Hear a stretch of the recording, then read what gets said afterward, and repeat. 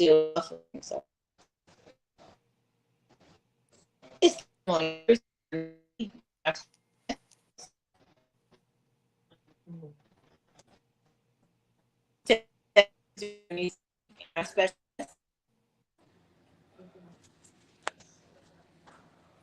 Can you hear me okay? yes, sir. Okay. Yeah, I didn't, all I heard was yes, sir. Okay. It's Testimony Thursday with Ernisa B. And our special guest is. Stanley Campbell, running for the United States Senate in the great state of Florida. Thank you so much for being with us today, Mr. Campbell. So, there's a lot of speculation about who you actually are and where you hail from. It has been said on a few social media blogs but someone told me that you're of Jamaican descent. So, can you kind of clear that up? Sure, sure. So my father was is Jamaican, and my mother is actually Bahamian. So they come from very I'll call it stoic and historic families in Jamaica and as well in in the Bahamas. So I can tell you, for me, I'm either going to have peas and rice or I'm going to have rice and peas. So we're gonna, but that's where they're from. Yes, that's always the fight, right? Whenever I go into a Jamaican restaurant, I'll say I want peas and rice, and they'll be like, "No, you want rice and peas." I'm like, "No, I want Exactly, peas and rice." exactly. I know what I want. So exactly. So who is young? Who is young Mr. Campbell? So young Mr. Campbell, I was kind of born and raised in Miami. I was the first generation to actually be born in Miami Beach. I remember leaving the apartment at about 4.5 years old with my two older brothers running around and my younger brother on my mother's hip. And we still had one more to go be born at the other house. But I remember when my father took that union job and moved us out of the apartment and into a house, and that house still stands today at 1095 Northwest 58 Terrace. So we love that place because it is the growth for all of us. Oh, that is excellent. So, how many siblings do you have, and how many total in your family? So I have four brothers, and obviously I make five. My oldest brother was a PhD in psychology. My second oldest brother, and he was a college professor. My second oldest brother ran the largest chemical plant in the I know in the state of Florida, it could be in the United States, the Monsanto plant in Pensacola, Florida. And then I'm the third one. My brother under me, he beat Emerald twice on Miami Beach. He's a chef. And my youngest brother is Luther Campbell with Two Live Crew. So we all know what he's done. Oh, yes, we do. We actually have one of his ex, not band members, one of his ex dancers actually lives down here in St. Petersburg, Florida. I say down here, but here in St. Petersburg, Florida. Her name is Mona, and Yeah. He's got a lot of folks who travel with him. And in fact, he's got people who still today travel with him that live in the St. Pete area. oh wow, interesting. That's very interesting. So up where you type of in your kind of gave us a little bit of an overview or a glance of where you're in the birthing order, but where exactly are you in the birthing order of your family? So I am the third. So whether you count it from the bottom or you count it from the top, I'm the third. Uh, but just to give you a little bit more background, my two older brothers had a different father from me. So when my father married my mother, she had already had two kids and was pregnant with me. So that takes a real strong man to be able to move into a family like that, and then to get two more kids. So so I and there was never any step. I never was called. My brother was never. My two older brothers, they were never step sons. And I can tell you all the way through the date of my father's death, That was the only dad that they ever knew.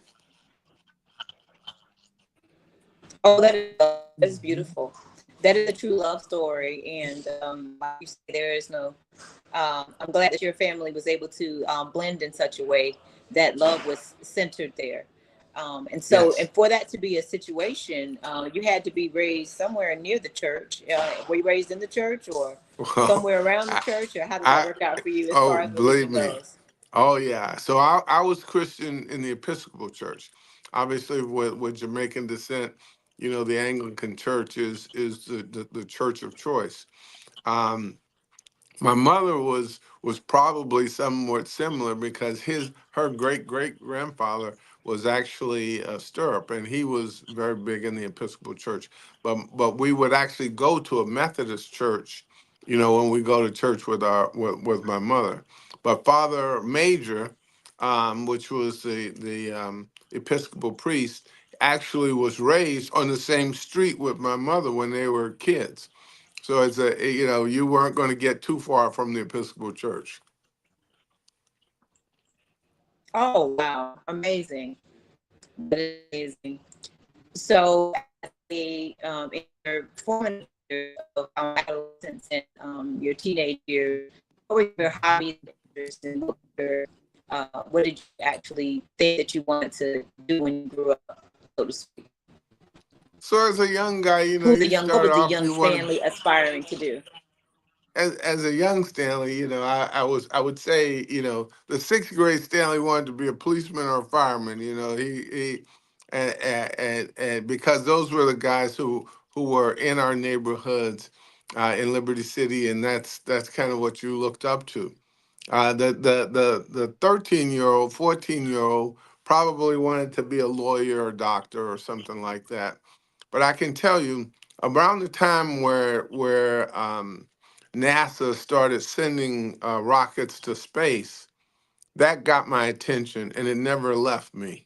So I would say the 15 to 16-year-old wanted to be an astronaut, wanted to go sit on that rocket like John Glenn and ride into space. And so actually that never left me. So as I graduated high school, I went over to Miami Beach for junior high school and as well for high school. When I graduated, I took that 2.6 grade point average up to Florida A&M University. I studied physics and mathematics. And then eventually, when I got my job at Amico Production in New Orleans. It still hadn't left me. And even though I was working in geophysics and I was working in a research group, the thing that was important was that I still had to fly that rocket ship. So I took a test for the United States Navy, did very well on the test. And what did they do? They sent me right back to Pensacola, Florida, to actually learn flight to go to flight school, and I wound up doing that and became a Navy pilot. Oh, look at Yeah, you! That's amazing. yeah, that was cool. See, these are the things. Wow, that is Yeah, excellent. you wake up some mornings and you wonder why they pay you for that job. Wow. But you've seen a lot in that industry. Can you share just a few of the stories of things that you went through in the industry as a Navy pilot? Well, I can tell you one of the first biggest surprises for me, and it wasn't I would say a nice surprise, but it was kind of interesting, was the fact that I think I was the 72nd Black person to become a naval aviator. And so a naval aviator is a pilot or Mm. a navigator. So I don't even know how many pilots there were, because most of the guys were coming through. Even if you were in flight school, there were certain biases that they didn't want you flying those airplanes, and they would put those blockers up. But as the 72nd, that was kind of interesting to me. But I can tell you, I've flown probably all over the world, maybe 12 to 14 times at minimum, maybe even more than that. Because when I got my wings, I went to be an exchange pilot with the United States Air Force, and the Air Force is going to show us Navy people how to land on a short field. That was kind of interesting by itself, but I can tell you, I flew a very large airplane. In fact, that airplane is one of the most strategic aircraft in the entire history of the United States military. The mission is called the TACAMO mission.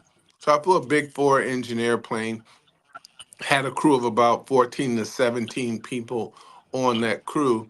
And I was the youngest person on the airplane, but I was also the most experienced person on the airplane. So I could see almost any seat on that crew. And what we were actually doing was we communicated to all of the assets, every military asset in the world. However, our real purpose was that we could actually have very low frequency capability where our signal can penetrate the ocean and we could talk to a submarine without them surfacing or sending up an antenna. And that is extremely strategic because as that if we ever go to our worst of all wars, you now have to treat each one of those submarines as if they're a country. Because if you look at the firepower of France as an example, one of our ballistic missile submarines can actually take your country off of the face of the earth.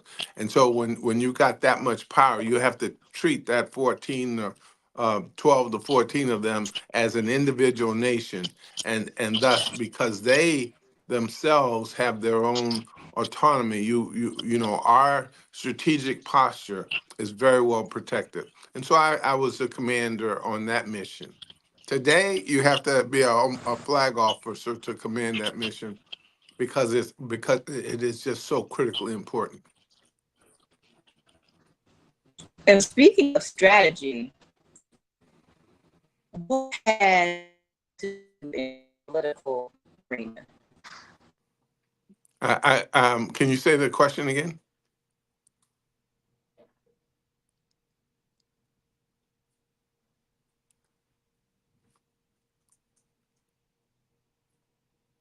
I think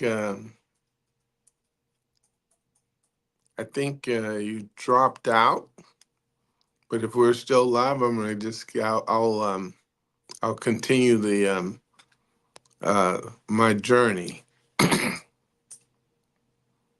So for me, um, the strategy associated with that mission actually does bring us into the point of where we are as it relates to as it relates to running for the United States Senate. For me, I I can tell you that the strategy and tactics that I learned in the United States military will actually work very well for the things that we need to do in the United States Senate. But I see you're back now, so I'll give you back the floor. So, thank you. I don't know what just happened. Technical difficulty just took place, but what? How? So, where did you actually make your entrance? How did you? Did you insert yourself into the political arena? Did the political arena somewhat beckon you? How did you come into the political arena? So I can tell you, I never had any interest in being a politician, none whatsoever. But about 4 years ago, my brother called me up. My brother Luther called me up, and he says, "Look, we got a problem here in Florida. If we look at Opelika as an example, they have 4.5% vaccination rate, while at the same time Aventura has an 84% vaccination rate. And those of you who don't live in Miami, that's just about 3.5 to 4 miles difference. But it's a whole lot of difference between who lives in Aventura and who lives in Opelika. So I couldn't believe that. And I'm setting up vaccine stations across the country because one of my day job is that I have what is tantamount to the largest healthcare network in the United States. I have an AI company and we message into every point of sale pharmacy in the United States and five of the nine incorporated territories. So because the vaccine is a part of the drug confine, I could actually get doctors and nurses and pharmacists with an ability to give a vaccine and then document the information back to the state government, which would then document it back into the federal government. So my brother calls me up, and I didn't believe that. So he sent me a Miami Herald article, and the article didn't just say that, but it also said that 21% of the vaccines had gone to Publix, and there's no Publix in the neighborhood where we're from. And that same thing works for Hillsborough County, Broward County, Leon County, Escambia County, and any other county. They have a demographic for which they're going after. And then the second thing is Jackson Memorial Hospital, which is the second largest hospital in the country, was using a Twitter account to get you on the schedule. So again, when you come into my neighborhood where I was raised, where I was born, and you do the same thing in Hillsborough, you do the same thing in Orange County, you do the same thing in Leon County, and the same thing in Escambia County. There, we just don't have Twitter accounts at the time, and so there was almost an intended situation where people who are impacted the worst, because our neighborhoods were impacted worse for deaths and everything else as it relates to COVID. And so I came down and I came in and I got involved. And we basically put up a system. We gave we have a registry. We set up help to set up doctors' offices and nurses' offices and pharmacists. And if you didn't have the refrigeration, we would get a refrigerator that was a medical grade refrigerator so that you could actually submit to get the vaccine directly. Now we already know what happened eventually, that the state then eventually did that, but we were the first to do it. And then when the state got comfortable with its position, then we actually then moved to the farms. That's where my issue with being pulled into the politics came up, because the governor, now he sees that we're going into farms and he's trying to get people to register in, find out something about your citizenship, and then he puts you on an airplane and sends you someplace else. um, that he called my registry. He called it a registry, said registries are illegal in Florida, and then tried to kill off our systems. And so what I did was, instead of selling that registry or selling the ability to use our system, I then gave it away for free. And then he put that in the New York Times and all of that. And I don't know why, because we had the ability to build the best system in the country. The Florida Shots is the state's registry. It is one of the best in the country. And so when you tie the best technology to get the people's information, and the fact that I'm a trusted person in our communities, that I'm not going to put you in something that is bad. And my family is a trusted name in the state of Florida, and as well even in the nation by that time. Um, I We had the opportunity to build the best system, and we have a person who wanted to politicize the vaccine, and so I stayed. I'd gone and done defense and intelligence, and when I came back, when I'm hearing things like we can't teach Black history, you cannot teach Black history legally in the state of Florida today, even in its full scope. And its full scope just means what happened. You cannot say that there was slavery in our neighborhoods. You cannot teach the confines of slavery, because it might get somebody else's ancestors uncomfortable. Well, slavery was uncomfortable for everybody. And then when you just now start doubling down and doubling down, and I look at what is actually really happening with the school systems, where you have an ability to give a person an $8,000 voucher, no matter how wealthy they are now. They could already have been in private school, but you give them $8,000 voucher. And then they come into our neighborhoods and they'll put up a school, and then they strip out the smartest kids in the school, and then they put them into a private school. And then when they don't pass through and they don't pass and they reject them, then they have to go back to the public school, but the money is already at the private school. The money doesn't follow the child. So those things I'm looking and I'm looking and I'm saying, we got to do better than this. And I looked at who was running for the United States Senate because that's the only place that we can go beyond the state to get those things that would happen with our Secretary of Health and Human Services, or what happened with our Secretary of Labor, or what happened with our Secretary of Education. And I didn't see anybody that could beat Rick Scott. Rick Scott is a very terrible person. He doesn't remember when he was poor, and the things that he's done to our healthcare system, to our education system, to our labor, and what he's trying to do for Social Security are basically draconian. So I then decided that I would put myself in the race. And the reason being is because I know I can beat him. One thing that I can tell you, he won his last race by 10,000 votes, somewhere around 10,000 votes. And I'm going to beat him by 300,000 votes because the one thing that he did that us as military people will never forgive him for is he never said one word against Tommy Tuberville when Tuberville was holding back military promotions. He politicized the actual people in the military by holding back their promotions. And then he did two things. Twice he voted against the U.S. budget. And the U.S. budget, as a military person, we have to work by law, even though we won't get paid. And the issue there is he voted twice against the budget, which means he voted against military pay. And so for that, the first thing I'm going to do is make basically tie military pay to congressional pay, so that anytime a congressman or a congresswoman is paid, the U.S. military will be paid. That'll shut down that ability.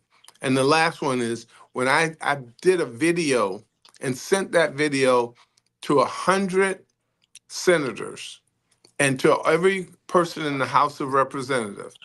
And within about 7 days, 21 Republican senators went to the floor of the United States Senate to tell Tuberville to get over it. Because they then knew that we knew, as the people of Florida, that Tommy Tuberville should not ever have politicized those military seniors.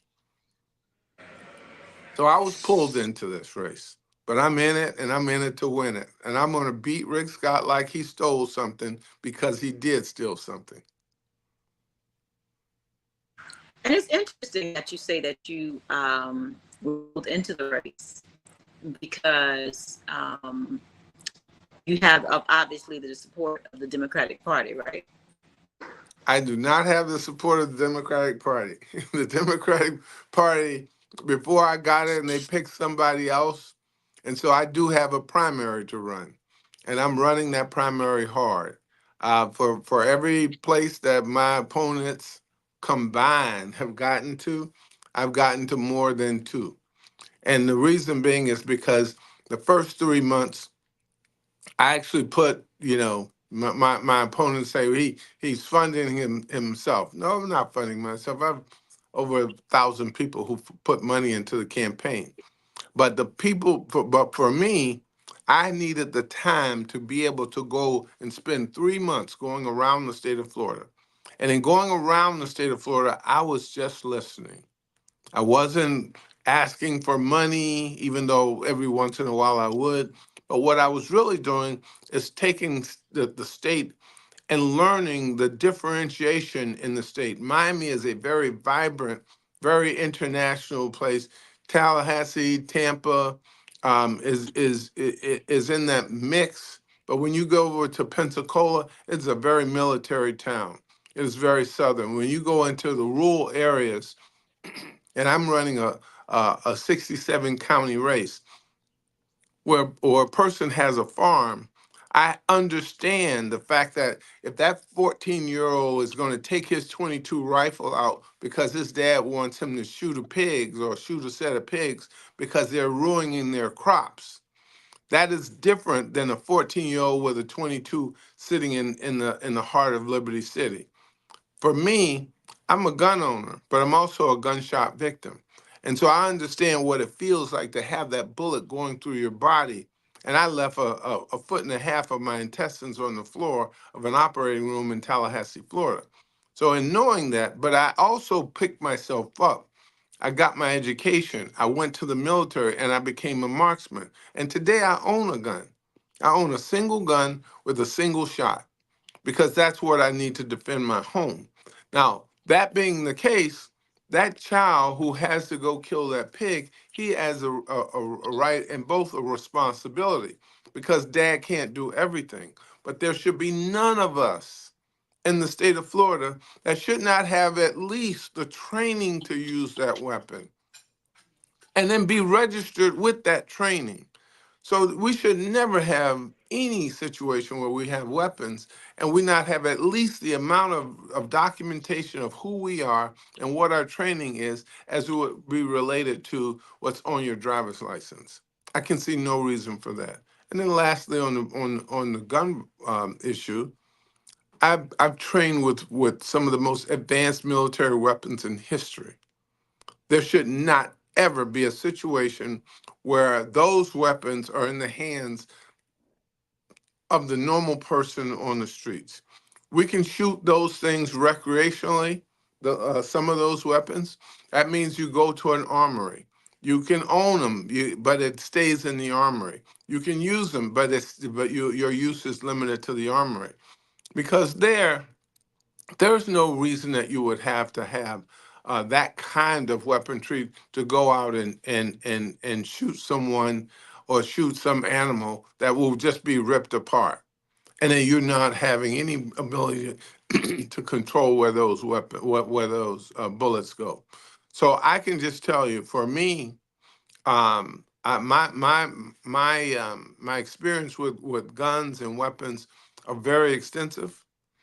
But I also know the detriment that if the weapon is in the wrong hands and we don't know how that weapon is controlled.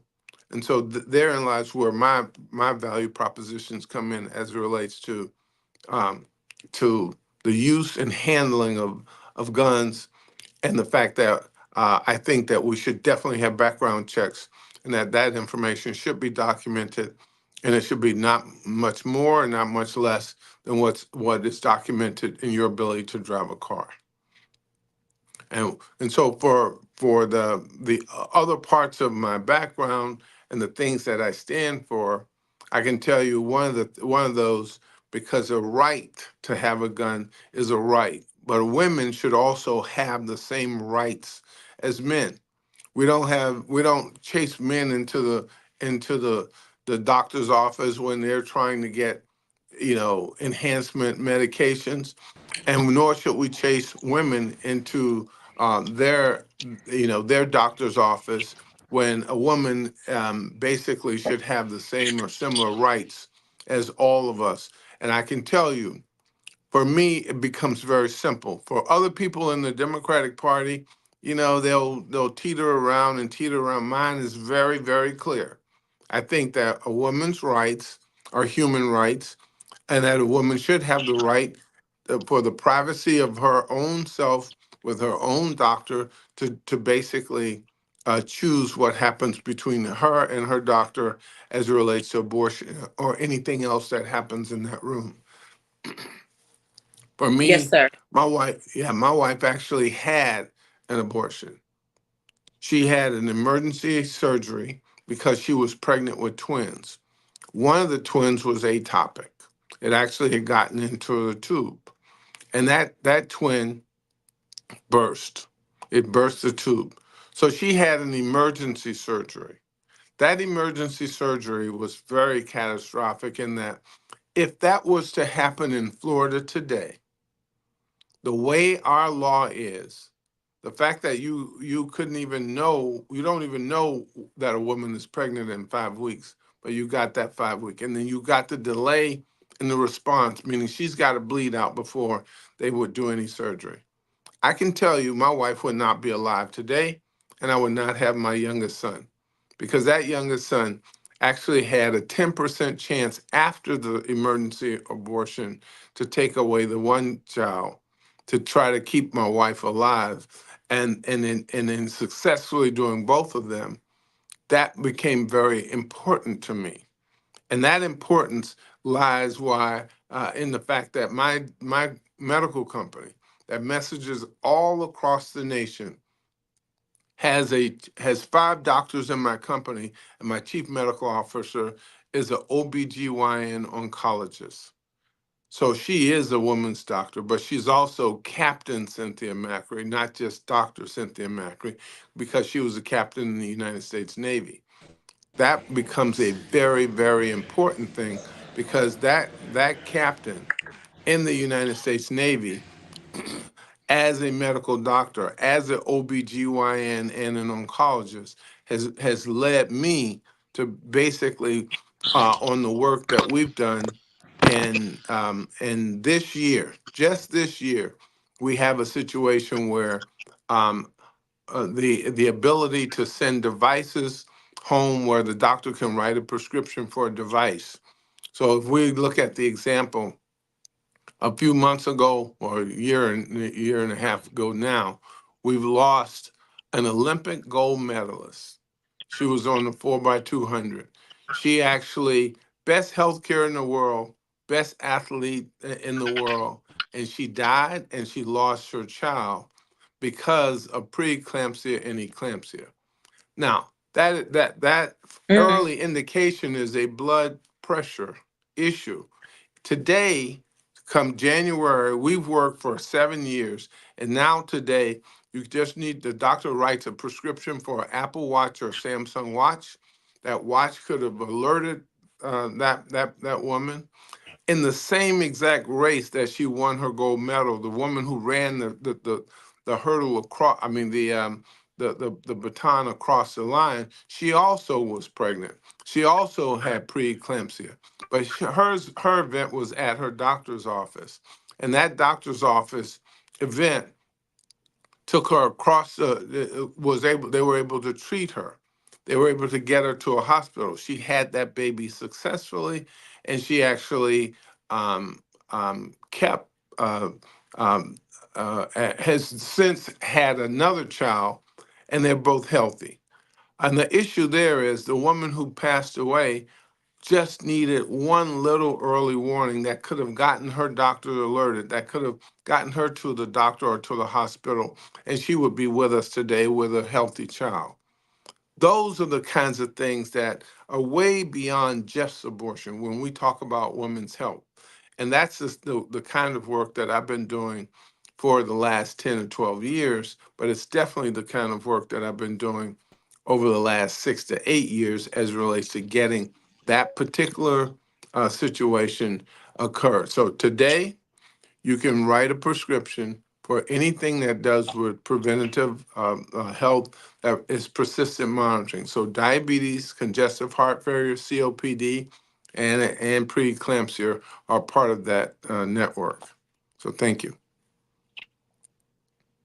And that is absolutely marvelous. I'm glad that you have an extensive understanding of what women's rights, not just women's health care rights are, but you have an extensive understanding of some of the environmental ailments that Absolutely. cause certain, certain diagnosis in women's health when it comes to pregnancy,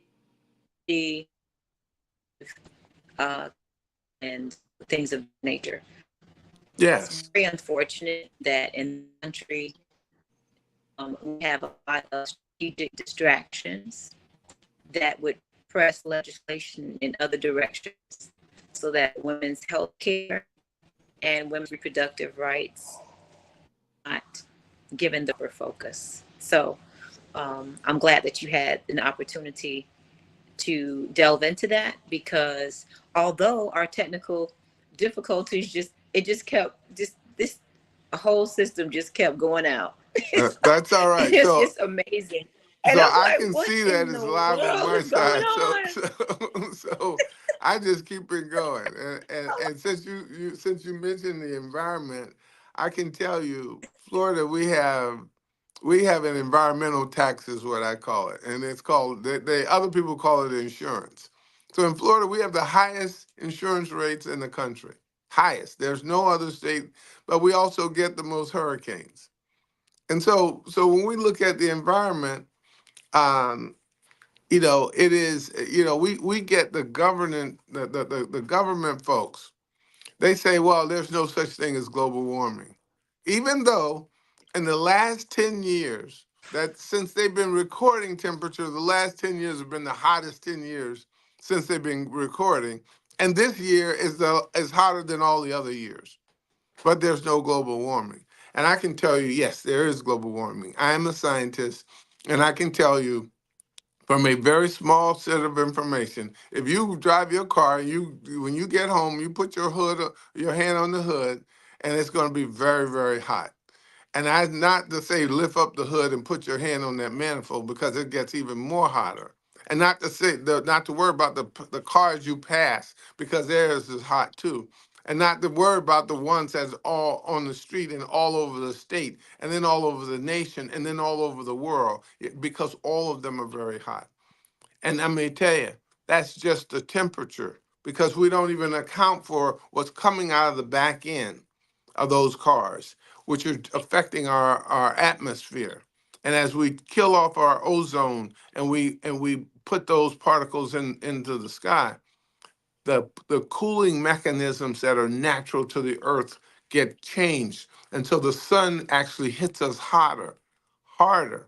And the heat is now like a big blanket. It stays with us longer. And so when we're damaging the earth with all these emissions, we're going to get hotter and hotter. And I can only say to those folks who want to deny climate issues, the earth will be fine. You're exactly right. It's going to keep spinning and it's going to keep rotating. And that spinning and rotating is going to be fine. We just won't be able to live here because the temperatures are catastrophic and we're going way past. When people say we have to save the earth and we have to do changes, we're way past that. The things that we have to do now are very serious and very critical. In the state of Florida, we can do a lot. I drove yesterday on an 18-lane highway, and it's got no high speed rail. Doesn't make sense. You go to New York, you go to Paris, you go to London, you can get the train any place. We can go from Miami to Orlando on a rail system. And so the issue for us is we've got to be able to take the $2 billion that Rick Scott turned down $2 billion that was designed to build a rail system from Tampa to Orlando. That's 11,000 jobs that he turned down. That's all of the affordable housing and other housing that would have been built along that line. That's everybody who could live in Tampa and work in Orlando or work in Tampa, live in Orlando and work in Tampa or any place in between. He turned that down. So for me, what I'm going to do is I'm going to go after that money, but I'm going to ask for $4.4 billion, and we're going to build that rail from Tampa to Orlando, and then we're going to take the rail from Orlando to Jacksonville, because now when you go from Miami up to Jacksonville or Tampa over, you now have that T. And that actually will start the ability to put a 15-year plan in place to take a rail from Jacksonville to Pensacola, and then from Pensacola down our western shore. That's the thing that a developing state, the third richest state in the world, needs that level of transportation. And that transportation, just the $4.4 billion, will get us 22,000 jobs before you start building any of the infrastructure alongside the road. So these are the kinds of things that votes make a difference. And this is one that's going to bring those jobs, those high quality jobs, those high tax paying jobs into the state of Florida.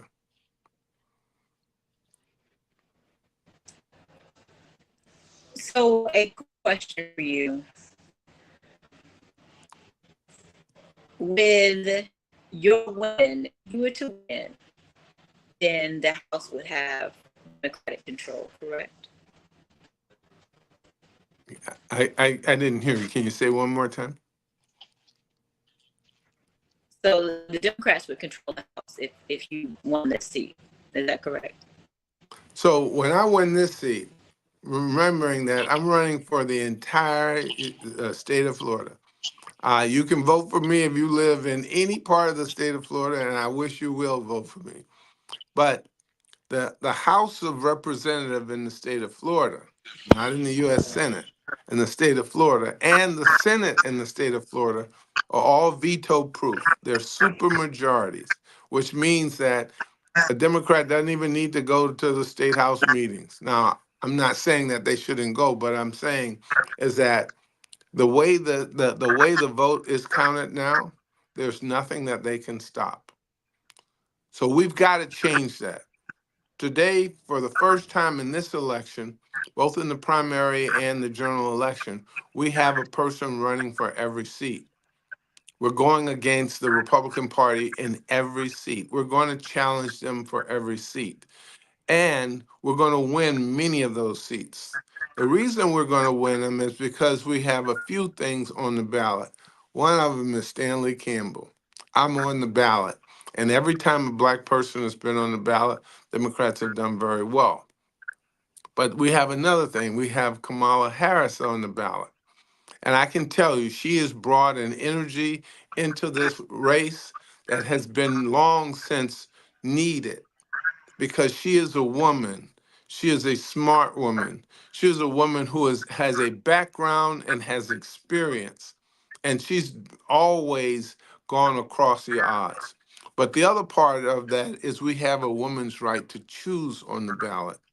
More than 65 to 70% of the women in the state of Florida believe that a woman should have the right to choose. And in every state before this one, they voted for that right. And then when we look at the fact that in the state of Florida, we also have marijuana on the ballot. We have so many of our young people and some older, but these young people are in jail over something that they could actually now go buy locally. And so the issue of recreational marijuana, a woman's right to choose, the fact that I'm on the ballot, and the fact that the now vice president, soon to be president, is on the ballot is going to bring us a lot of fervor. I can tell you, people of color in the state of Florida, we represent about 30%. That's almost one out of every three voters is a black person. And this is going to be the time that we actually show our power. Donald Trump runs the entire Republican Party with 19% of the vote. We have 30%, almost twice as much. So that's the kinds of things that when we know our power and we use that power and we use it for good, people will follow us. I can assure you of that. And that's how I'm going to beat Rick Scott by 30, by 300,000 votes because people will follow us. So what made you decide to be a Democrat? What brought you into this fold That's a great of the question. You Democratic know, Party? people normally don't ask the question that way, but I can tell you, for me, my family was all Democrats, so I was naturally moved to being a Democrat. When Ronald Reagan ran, though, I was really the first time that I knew enough about politics and I knew enough about being involved in politics. I was in the military. I'd already served under Jimmy Carter, and I knew enough. And when I heard the things that Ronald Reagan was talking about, they fit very well. He was a conservative guy and all the rest. But I couldn't vote for him because I was in the military. And the things that he talked about, the books that he had us to read in the military, and the issues associated with trickle down economics. I'm a math person. I can count. And I didn't see how that was going to trickle down by giving rich people more money, how that was going to trickle down to me. I'd much rather work for myself and work my way from the bottom up. And so when I could make the real decision, The first part of my decisions were based on my father and my mother. They worked very hard. My father was a union man. My mother was a beautician. In the neighborhood, Democrats meant for us. But then when I could make my own decision and when I could make a very clear decision that Ronald Reagan was not the guy, we supported him as a military person to take down the Soviet Union, and we did a great job with that. But for what happened with the economy and then how that transitions into our neighborhoods, I couldn't do that. And so, though I'm a conservative person, I don't go for the crazy stuff on the left and I don't go for the crazy stuff on the right. Right now, there's absolutely no way I could even consider being a Republican because the person that they're running is a criminal. Not just that I could say the words, but that I'm saying the facts of the words. And then the things that he did, they just don't meet for what I stand for. And then I watched him almost take over the United States government illegally, improperly. And then I would be in jail today if I took one word of a classified document, and he has stacks of them. And when I look at that, is what we have to consider on the other side. It is scary. I literally have 1,000 things I could be doing rather than running for the United States Senate. None of them or all of them combined does not take away the threat that this person could actually be a president. And then if Rick Scott is elected, we would not have any way of stopping him. And when I put myself in the race, that was a very important part of me making a decision to put my money, my time, my interest, and then to be able to ask people to follow me. Because this is not just following me into the United States Senate. This is whatever politics or position you come from in the state of Florida, it is to stop the fact that we could very well lose our democracy if the wrong people are voted into. We've lost a woman's rights to choose. We've lost other elements associated with a stacked Supreme Court. And we will lose our democracy if Donald Trump is elected and Rick Scott is elected as well. I could not sit on the sidelines yelling at the TV, chasing that down, not knowing that this is my call to action. Much like when I joined the military before, this is my call to action. It is our call to action. You have to get out and vote.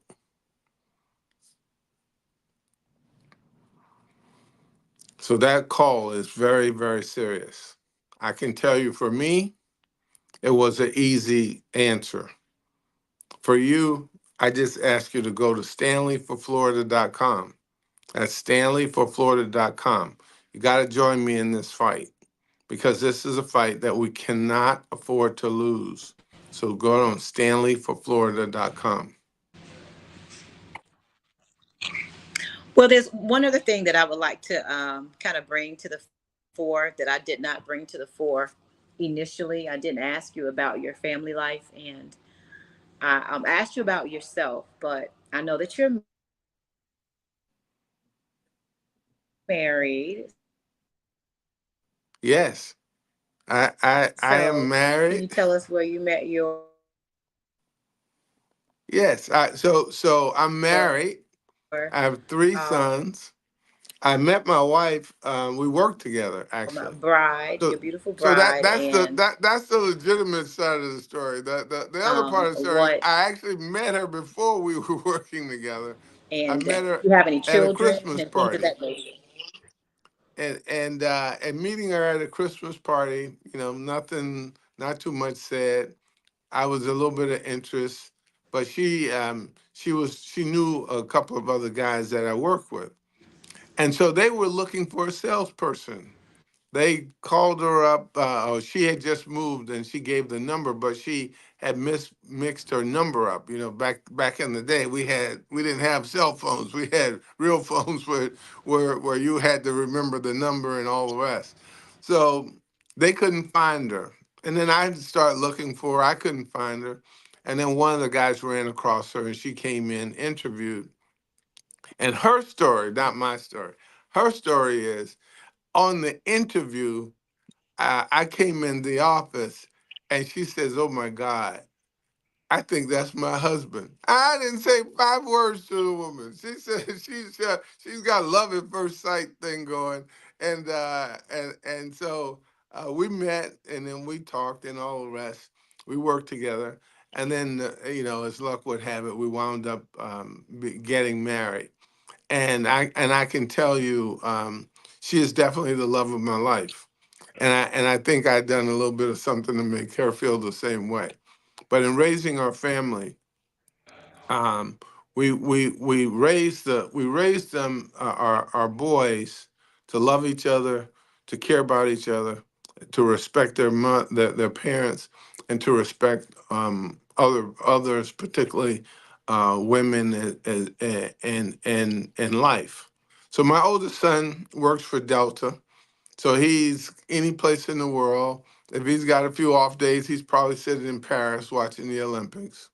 My second oldest son is in the United States Navy, and he's a weapons person. He doesn't look anything like when he left me because he was a little skinny guy when he joined the Navy, and now he's all buffed up and tanked up, and he is also working classified missions, much similar to his dad. He's a weapons person. And then my youngest son, he actually works for the company with me every day. And since I've moved out into running for the United States Senate. He's 33 years old, and he's very amply capable and qualified. He knows every part of the systems because he was raised up in the company. When he was a sophomore in college, he actually came up with a means, a medication, a secondary use for a cancer drug from AstraZeneca that is now AstraZeneca's second largest sales in the cancer meds in Japan, which is where the original clinical trial was done. But I can tell you the family that we have, they're very supportive. My wife is actually taking off the last 2 weeks of this month.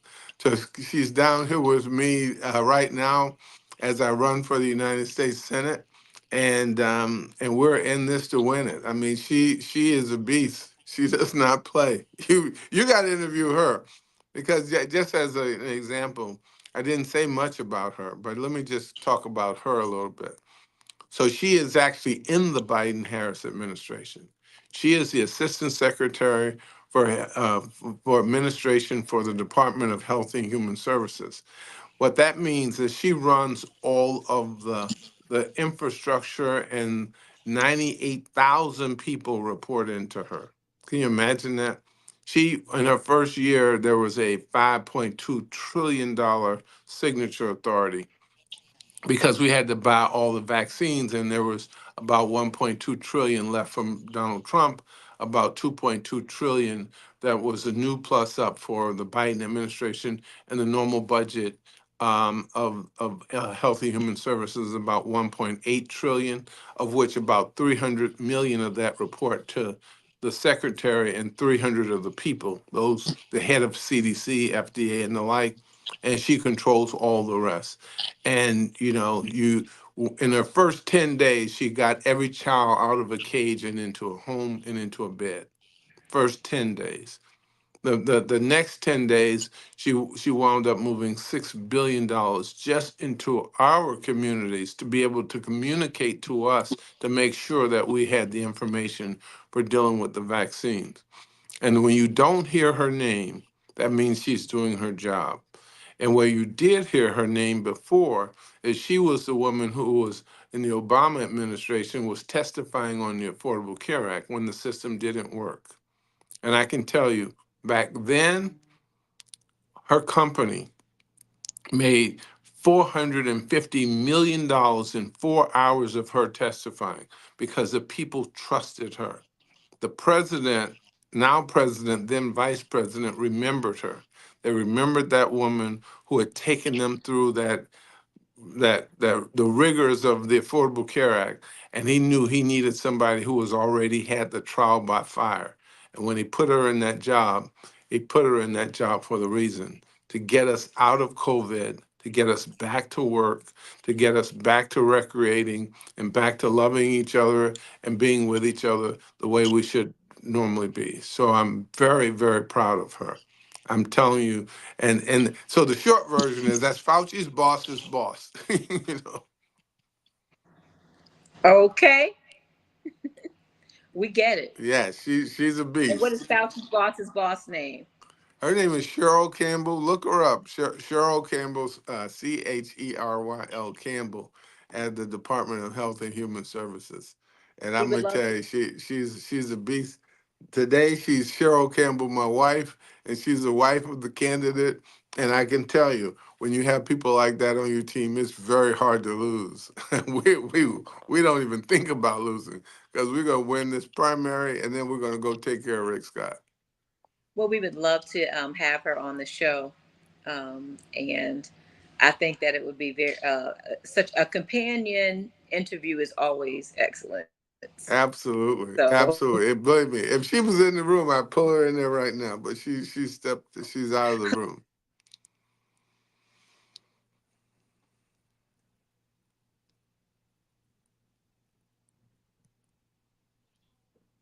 I didn't hear you last.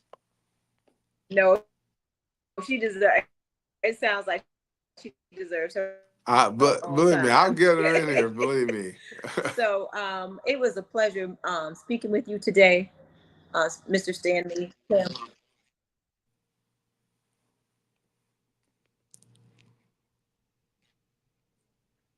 Well, I said it was thank you. such a pleasure, and Yes. it was such a pleasure. So thank you for having me. I can tell you, I've had a lot of fun. I don't normally get the personal questions, and so you know, I got to turn them all into political questions. But it's Just really, it's hearing from really, you know, you feel really good when you talk about your family. So that's a good technique to get right into the good stuff. But I can tell you, you and you expounding